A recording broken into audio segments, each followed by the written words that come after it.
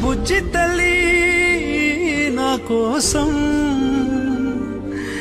ఇక మిగిలాయి కన్నీళ్ళు దీనికైనా తప్పదన్నా ఏంటి సంగతి బాగున్నా మావా ఏంటి మావా మాట్లాడలేదు ఏమైంది రాడికి ఏమైంది అడిగి అలా ఉన్నాడు పక్కకెళ్ళి మాట్లాడుకుంటా ఉంది మావా ఏమైంది మావా మనోడు ఈ మధ్య అసలు ఫోన్ లేదు మెసేజ్ లేదు ఏమీ లేదు రిప్లై ఇవ్వట్లేదు మామ మొన్న ఇన్స్టాలో ఒక పాపను పట్టాడు అన్నాడు